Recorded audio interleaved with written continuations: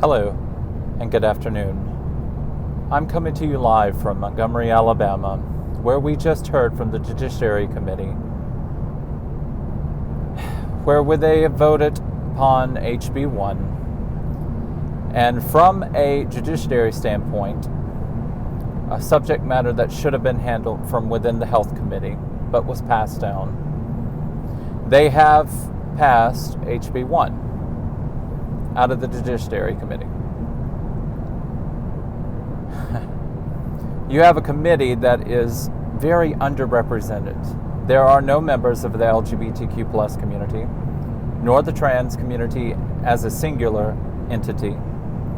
It is comprised of 90% cisgendered white males. And in doing so, have turned a blind eye to this community. At the conclusion of the voting for HB1,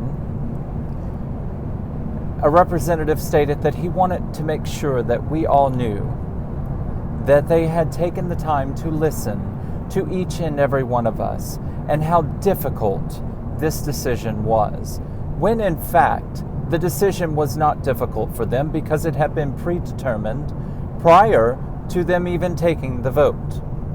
It had been predetermined prior to it even coming to the Health Committee. We all know this. There are no persons of color, very little persons of color. There are no persons from within our community. There is no representation of the society in which we live in a realistic manner. There was an amendment that was adopted. It was against Representative West's personal taste, but the judge did ask that an amendment come into place that would remove the language stating that it would criminalize the treatment of trans youth. So we had a small victory on that standpoint, whereas the bill still stands to prevent any medication, of course surgical procedures, which we are all in agreement with at that age range.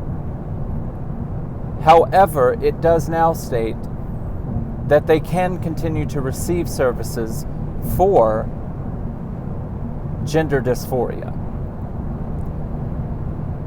Furthermore, the items that a lot of people are not understanding in HB1, HB10, actually criminalize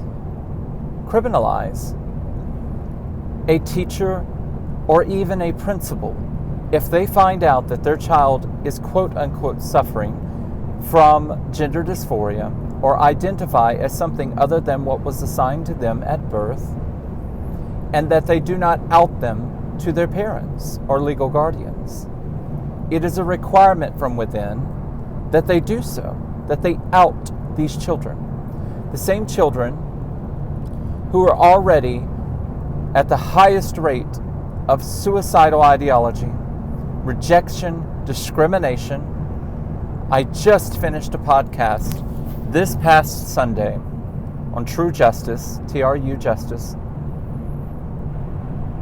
in reference to homeless trans youth and what is affecting their outcomes to end up having to live off of survival sex for food and shelter. This bill is not only discriminatory and unlawful, it is immoral. To deny these youth their right to live the life in which they have determined themselves as their own life through the assistance of psychological help and assistance through understanding the repercussions of this, because it is very serious. If you decide to do this, it's a starting point for them to not have to transition like some people do later in life. It is a life-saving movement that must come to fruition. Now these individuals will turn to the internet to get medication and drugs to continue their treatments. Hopefully they will receive the proper dosages. More than likely, they won't. Because of HB1, it will absolutely jeopardize their health. It is also a way of telling these youth that the state of Alabama does not recognize you as a legitimate person. According to these people, on the representatives, our trans youth are nothing more than a fad, something that you go to therapy, talk about, and cure. We've seen conversion therapy. We know what that consists of. And we know it is cruel, immoral, inhuman, and it doesn't work because it should never work. You should not ask these youth to live a life that is not theirs.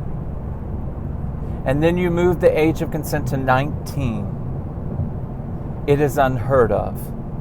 The entire situation is an atrocity against humanity and against the livelihood of these children. We must continue to fight.